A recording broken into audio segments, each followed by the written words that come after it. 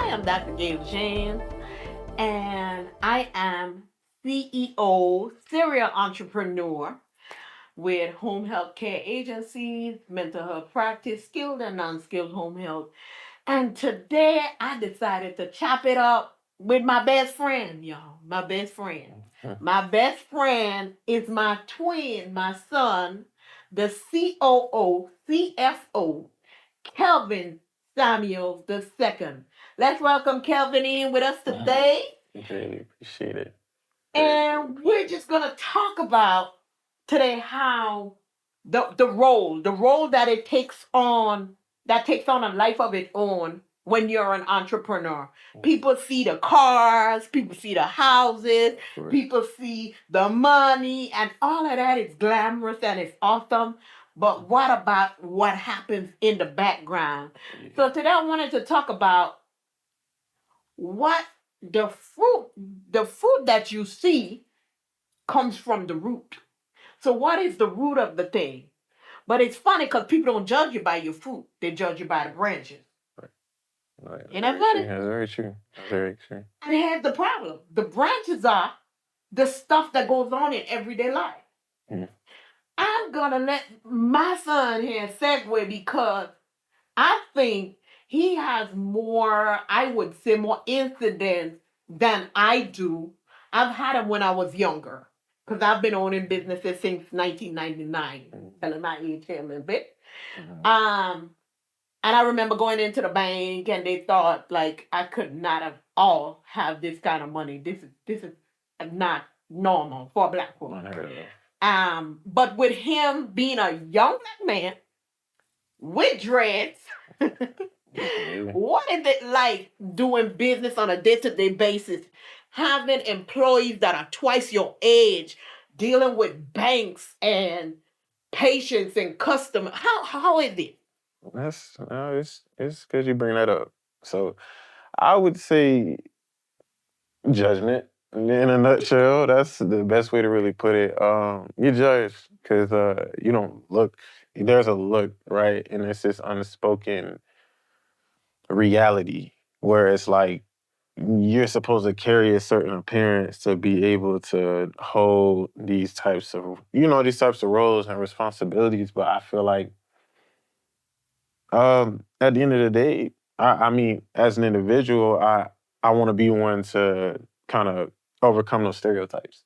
I feel like when you look at me, you don't think I encompass that level of greatness. So that could just be going to the bank. You just be going to the bank. You walk in, and me, I'm just very chill. I'm chill. I don't. It's not too much for me. I'm gonna go in with my slides. They not gonna match. It's gonna be mismatched slides. Black and red. Yep, this is what I do.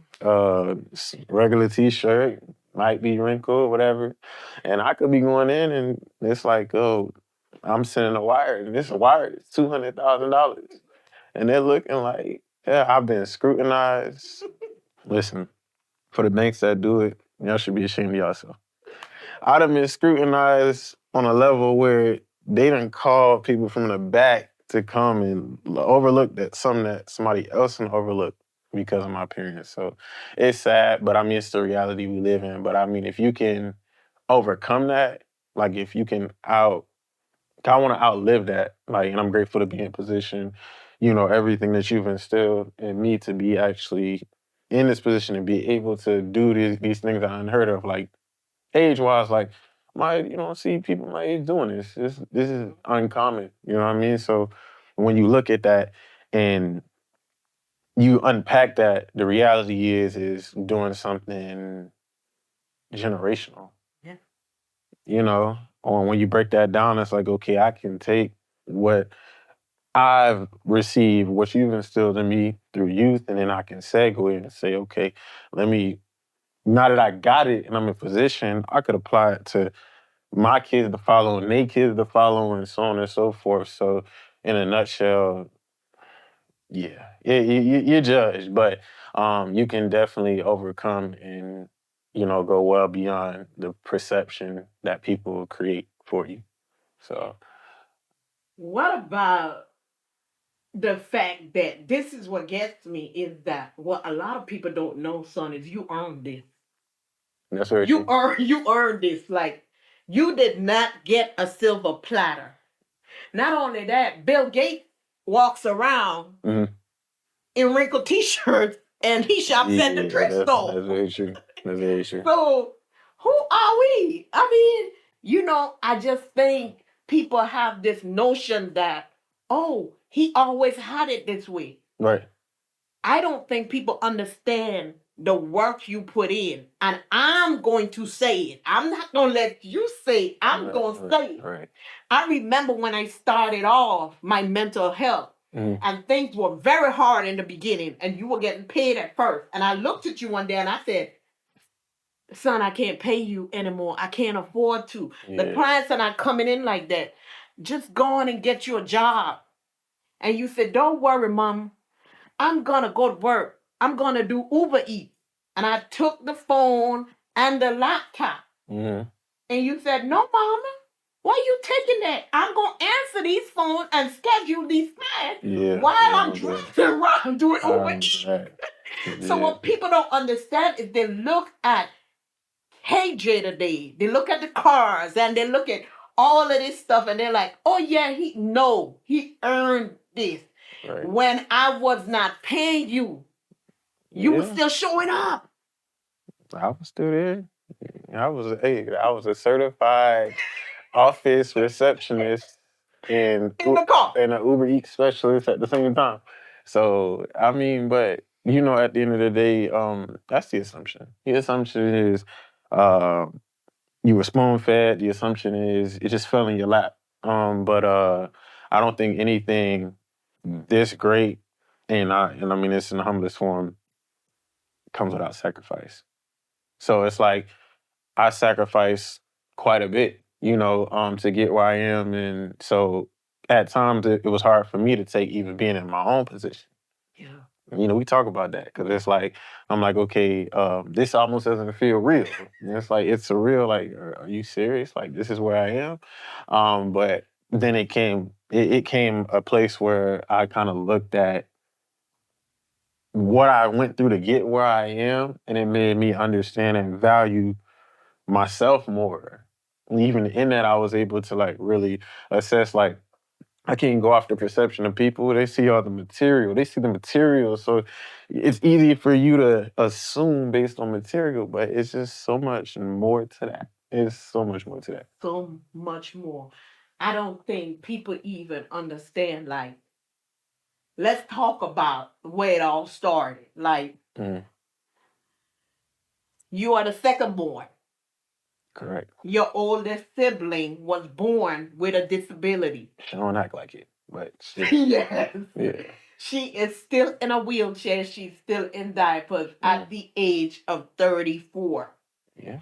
And what people don't know is that your mother didn't always look this good. Your mother dealt with health issues. So you, as a young teenage boy, I think before you even hit the double digits, you were taking care of your ill mom, your disabled sister, and your little brother. You were a man of the house. Yeah. And what that meant was, which hurt me, was you sacrificed a lot of you. Right. You totally eliminated. Imagine, I want listeners to imagine like a child. You telling them go out and play and they're scared to go out and play. And here's the problem. In this time, I did not know that's why you didn't go outside to play. I didn't know. I thought you were just into computers and you just want to be in the house. Safe haven. Yeah. I was like, go out and play. KJ, go out and play. Go outside. No, mama. No, mama. I just want to be in here. But you literally stayed inside because you were terrified of me getting sick or your sister needing you or your brother needing you and you not being there. That to me speaks volumes. So, which is why I say, like, it looks grand. It looks awesome. You're seeing this right now. Yeah. But you have no clue what that looked like as a child. A 13-year-old. I know, I don't know if you remember this. 13 years old, driving me to the hospital, and I'm saying, Kelvin, you can't drive. Kelvin, you can't drive. And you say, yes, mama, I can drive. I promise I can drive. I said, you don't have no license. You can't drive. I ain't never seen you drive. And you said, mama, I learned it on the game. I can drive. And you drove me for almost 10 miles to the emergency room without an accident. Do you remember that? I do. Off record, I'm not a criminal. I don't condone any criminal activity. Okay, if you're not of age, don't drive. But my circumstances are a little different, of course. Your health wasn't in the best area, and I felt like I only had me to rely on. So you think I'm a kid. So y'all gotta understand, like I'm a kid, but I'm lacking some of the things that other kids around me are more fortunate to have. So I had you, which is great, beautiful, but like a structural piece that I felt was so structural, and seeing the man that I am now, I was like, okay, I managed, but a father figure, the lack thereof. So playing multiple roles within that, it's kind of like I didn't have opportunity to uh, kind of mope around or kind of sit around and kind of put reliance on anybody else. It's like, okay, I got to do this.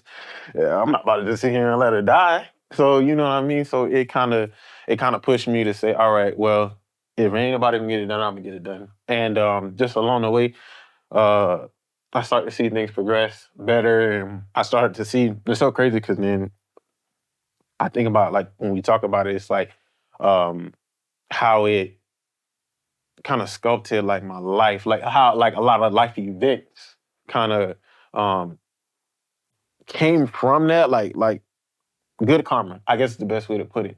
Like I seen a lot of positive from it, like a lot of situations I would go and and like apply for jobs I wasn't qualified for. You know what I mean? Like they want the bachelor's degree. I have no college education.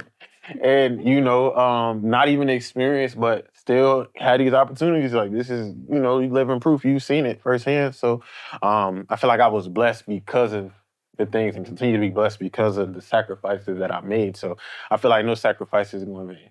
And I feel like if you're willing to do that, because that was something so profound, like so essential as far as a child is concerned.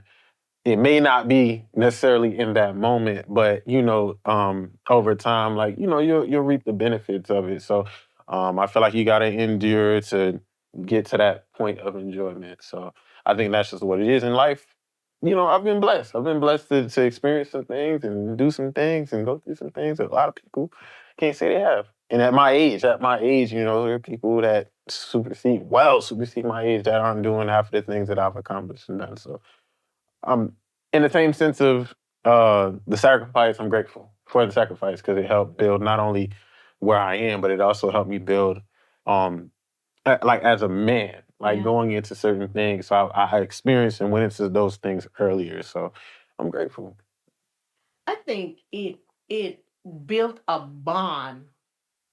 Like I have 3 children, and I know my 3 children Right. separately. Mm. But I think because of what you and I went through together, Right. there is a bond like none other. Like I be making jokes and saying that song, "Twin, where have you been?" Because we really look alike. Yeah. You stole my face, Much. but you stole my entire face. I'm not giving that back at you. But I feel like we have a bond like none other. Like I would trade nothing for to see you happy, to see you excel, to see you. It is my greatest joy. And I think that is because on the end of that, I think back on all the sacrifices you made. Right. And so I'm like, my God, he did this, he did that, he did this, he did that. God, and it is my prayer regularly, daily, let everything that he put his hand to prosper, God. Mm-hmm. Just bless him, increase his territory. Because I speak blessings over your life because God told me a long time ago. He said, you never have to worry about him. And I said, what do you mean? He said, because of what he forfeited for his family, especially his mother, he'll never be in lack. Yeah, and it's so funny because when you think about that, like I hit some rough patches. Like I hit some rough patches. I was like, I don't know, these noodles ain't noodling no more. You know what I'm saying? I would love some Chick-fil-A, but I can't afford that. But in retrospect, it was like they were humbling moments that were necessary to where I got to, but I also understood like you said, like there was favor over my life. So sometimes, and then you used to say what you used to say? You used to say favor ain't fair. Yeah. And I didn't understand that for the longest time because I've ended up in situations like envious situations. You know what I'm saying? Where it's like people like I can like I'm in a room with you know what I'm saying a great amount of people, but I can sense like there's this tension in the air. There's envy, there's jealousy, and it's like if you knew the half, bro, I promise you, You wouldn't want it. yeah, like you wouldn't be able to take this. Promise you, it wouldn't work out like that. So I say all that to say, at the end of the day, it's like you said, like favor ain't fair, and just going through everything that I went through, it's like it also kind of helped me hone in on like none of it went in vain. Like at the end of the day, I can remember very well, and then that's the beauty of like even in the midst of like all the turmoil and just going through everything, like which is just your health and everything that encompassed. Like I was able to receive gems in the process, like your faith. Like me, it's like I'm a very I don't know if y'all like grasp what I'm saying, but like I'm a very realistic person. So it's like it's gotta be tangible. I gotta be able to feel it, see it. And so faith is like, I don't know what I'm talking about. She tripping. Like faith, like, nah, like, but then I start getting in areas in life where I want to progress. And I used to come and talk to you. Like I remember we'd be in the office and I have conversations with you. And you was like, well, if this is what you desire to do, like what did I instill in you? What have I raised you on? So it was like, have faith. So if you believe it, okay, speak it, okay, show that this is what you want. And I'll never forget, I'll be telling this story all the time. But I think it was like 2-3 months prior. And my first test, keyword first. If you knew how many cars I done had and have currently, but that's a whole different story for a whole different time. But you told me go ahead and buy the part for your car. If you already know you getting the car and that's what you want, walk in that. So I bought parts for a car that I didn't get till 2-3 months down the line. Let me tell you how I bought these parts for this car. I wanted me a Challenger. I wanted an SRT Challenger. If y'all know, y'all know. I've had 4 or 5 of them at this point. But I couldn't. I looked at you and I was like, Mom, what you mean? Like, buy it? Like, what you mean? Like, you know what these people told me? I'm 10 grand in the negative in my car. Like, I ain't going. That's not gonna happen. I'm not. It's kind of crazy. Like, I get your faith and all that, but a little exaggeration. But I went ahead and did it. I went on Amazon. I bought it. Race bullets. If you know cars, it's probably the best exhaust you put on your car. You didn't get that from me. But yeah, I bought it. And then 2 months down the line, I go to the dealership. I go to work the deal. Make a long story short, a miracle deal. Miracle deal. Things I won't put on record. Shout out, Corey. You know what I'm saying? But yeah, and I was able to make the deal happen, and I felt like it was nothing short of just God, just in the midst. Like, hey, you did this, and that's what we say, sacrifice. It's like I've seen it time and time again. Even with your life, like going through traumatic experiences with your life in moments where I didn't think me and you'd be able to have this conversation right now. So I'd say I'm blessed overall, but in a nutshell, like that faith is a lot of what's kept me going. Is a lot of what's pushed me. Is a lot of what's made me have the ability to persevere. In my life where I've been faced with so much turmoil and trauma and things that could make you feel defeated or beat down. And at the core, you have to have something to lean back to. Purpose and um, something to remind you, hey, and even in the midst, like you know, um, God's like, I'm still here. No matter what you're going through, no matter how bad it looks, no matter what you may be feeling in the moment, like, and in the interim, like I'm there. I'm there. So, um, no, just very, very grateful to be in a position, like to even hold like a position. We talk business wise, like this is a position that people don't see until maybe like I want to say like 50, 60. yeah. I earned it. I earned every cent of where I am and what I've been. I've earned every opportunity. Um, I was taught to go after what I wanted. I was taught never to settle for less. For those who will be watching, please don't settle for less. Everything is attainable. As much as you believe it's attainable, is as attainable as it is. If you believe that your cap is here, let's say financially, your cap is here at $5,000 and you just want $5,000 and you don't want no more than that, and that's probably where you're gonna end up at. But if your belief is $500,000, then that's attainable and there are steps to get there. So like I said, just going through and just sacrificing and walking more and more into what it is I desire to do in this life. And I'm just grateful to have such a strong positive role model in you to be able to, see what that is and never be confined. It's crazy, and I'll just segue real quick into just a quick part of my journey. But I hated 9 to 5. You know what I mean? I hated 9 to 5s, and I hated them for the fact that I never wanted to be micromanaged.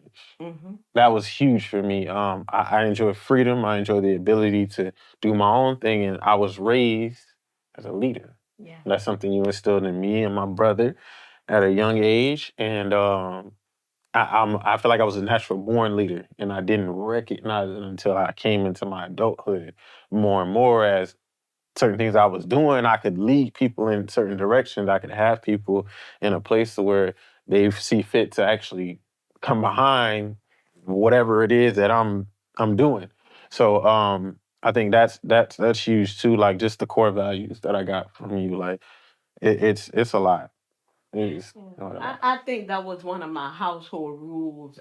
I'm glad I did that because I always said be a leader, not a follower, because you know where you're going, but you don't know where the person you're following is taking you. And so, with that being said, like a lot of people look like he's never had a drink. I said, my children don't drink. They don't drink and they don't smoke. They just never done that. That's not their thing. They don't club. That's not their thing. It's they lead, and if you with them, you gonna understand that okay, they may go here with you, but they ain't gonna do what you do. And if you're going somewhere they don't want to go, they're gonna just opt out.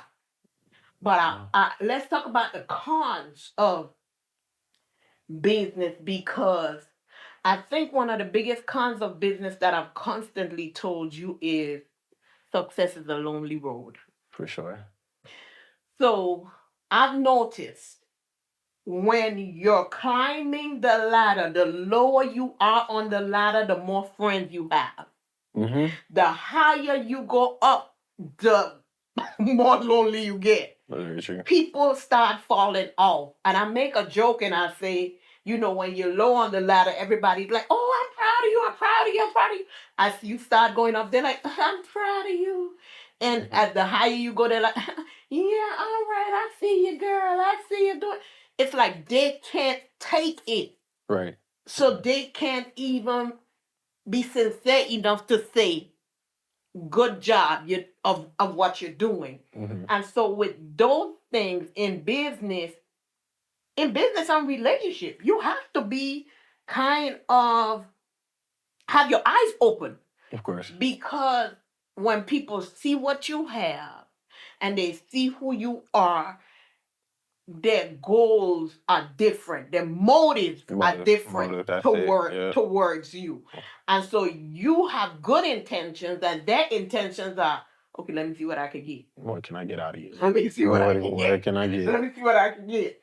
And so people never understand, but we are alike in how we carry ourselves. We are loners. Very much so. We are loners.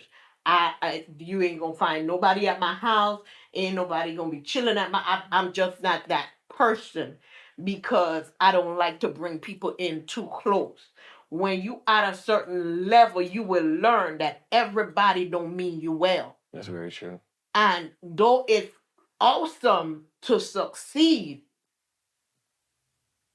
it's hard to have success and have a core group around you that have sincere motives. That's very, very true. And I think the biggest part of that is you have to have a discernment. Like you have to be able to identify and sometimes there's something I adopted in just my personality, listen, read the room. Majority of people when we walk in a room, naturally a lot of people, and I can't say this because I've been this way for the longest time, but it's because my childhood going to my adulthood, I've always been the odd one out. So it was never anything different for me because I just didn't fit in anyways. But if you just take the time to just observe, very minimal in the speaking. It gives you enough time to listen and you can understand and you can kind of gauge where an individual is. So I can look at you and say, okay, you may have something placed in you that actually, cares for me in a way or desire to be around me, but as the homie, you probably still "Man, let me see what I can get out of bro. I mean, he got all this, it ain't gonna hurt him. So even then they don't even value you or what you have going on because ultimately, like you said, there's these ulterior motives that let me see what I can get out of you. What can I get out? How can I benefit? And a lot of times it's a one-sided relationship. I'm okay with I benefit you, you benefit me. That's perfectly fine. This is the world that we live in. But when it becomes a one-sided situation, I don't think that's something I want to be a part of. So I think coming from that, that loner mentality makes it easier in that realm because then, you don't have that full-on desire to be around people. And then because the more people that you're around, especially as you go, you have a certain amount of people that are going to want to stick around for those motives, and you got people that'll just start falling off. So going through all of that and then as you're going through your success and, walking into that, that's kind of difficult to maintain if you're somebody who kind of finds that validity in having people around. So I think that's the benefit there of us being who we are as individuals. Yeah. And it's the pruning process, and that's okay. Right. Everybody's not. Some people are in your life for a season. Some people for a lifetime, and you have to distinguish the two. And when you distinguish the two, you're okay with saying, "Oh, okay, they're not with me anymore. It's okay. My time with them, it has run its course." Of course. And though it may hurt, it's okay. Yeah. Because a lot of times what we don't understand is sometimes where God is taking you, you can't go with that person. So sometimes you're here. For me, I can speak for me. I remember being stagnant in my life for a while, but it was not me. Mm-hmm. It was because of the person I was attached to. Yeah. And I could not figure out, God, I'm doing everything. And God simply said to me, you can be blessed. But if you're attached to a curse, you now become cursed. Mm-hmm. And so you have to be mindful of who you're attached to. But I honestly feel like we're just getting started. Yeah. We're just getting started. And the ride has been awesome. I believe in generational wealth. I believe in in leaving a legacy for your children. Of course. And so my job was to work hard so he doesn't have to work as hard. And so now he's working hard so his daughter and his son doesn't have to work as hard. Because when you do that, that's generational wealth. I think we live in a community now where our color, our people, we don't believe in that. Like every dime we get, we go and run to the store. And that's never been my thing. I am different. I shop, but I have a problem. I don't like what other people like. So if everybody have a Mercedes Benz and a BMW, guess what? You're not gonna catch me in one. Period. Yeah. That's just who I am. If everybody have a Louis Vuitton, I'm not gonna buy one. Because at the end of the day, we're making all these people rich, but we're not sowing back into ourselves and our children and our children's children. So instead of me taking $3,500 and buying a Louis Vuitton, I could take that $3,500 and put it in a universal life insurance for my granddaughter, and it's gonna be money. And then by the time she's ready to go to college, she could cash it out and go spend her money. Mm-hmm. It makes sense. But we don't think like that. So we need to be a society that starts thinking in that realm, because this is my regular statement and he's my witness. If I die today or tomorrow and you have to go to McDonald's or somewhere to look for a job, I have failed you as a mother. I have failed you. That's valid. That's valid. I failed you. There is no reason that if I close my eyes and I'm running these businesses, that you, as the CFO, COO, now all of a sudden you're unemployed. No way. You should be able to take the baton and run with it. Of course. I've given you the tool. Now you go on and keep it going. And then when you tired, give it to your children and let them keep it going. But we have to not just talk it, we have to do it. Yeah. Because a lot of us say, but it's like he said, that thing with faith. People call me a serial entrepreneur because I'm a risk taker. I am a risk taker. I will step out there on nothing, literally nothing, and just believe that it's gonna happen. What I told him about the car is what I do myself. If I want an office, I'm gonna start buying the furniture. I ain't got the office yet. I don't know where it's gonna come from. I ain't got the money for it. But I'm gonna believe God that if I just buy these things, that this will manifest. And I'm gonna start speaking it. And where we fall short is we talk ourselves out of things. So before it even becomes a thing, we've already talked ourselves out of it in our mind. Who say you can't be a millionaire? Who say you can't be a multimillionaire? That's something you done said in your head. Yeah. I don't care if you got $20 in the bank right now. You still can do that thing if you believe it, if you put the work in, watch it come to pass. But you got to do the work. It ain't going to happen overnight. But you got to do the work. And I think that's where we fail ourselves. So I feel like being a business owner has its pros and cons.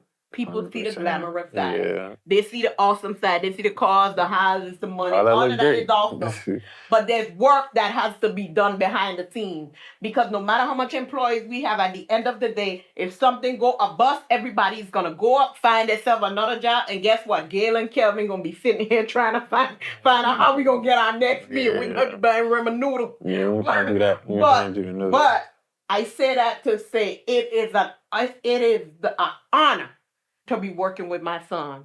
Mm-hmm. I want you to know publicly that the best thing I could have ever done was give birth to a king such as yourself. I am so godly proud of you. Words cannot express. You are more than I ever dreamed you could encompass to be. And I'm proud of you. I appreciate you, Mama. I love you. Love you too. This is Dr. James, and this is Mr. Samuel, CEO, signing off. Thank you for watching From Trauma to Triumph. Don't forget to like, subscribe, and comment. Have a good one. Hi, I'm Dr. Gail James, your trauma therapist here. I wanted you to know about this book that I wrote that's on Amazon. The name is From the Pit to the Palace. You can go to Amazon and purchase this book. I also have my new book and workbook That is launching on January 10th. The name of the book is You Can Heal. You can find it on Amazon also. I promise you won't be disappointed with these books. You can read and do the workbook to help you through your trauma journey. Thank you for your support. I look forward to connecting with you on all my social media platforms.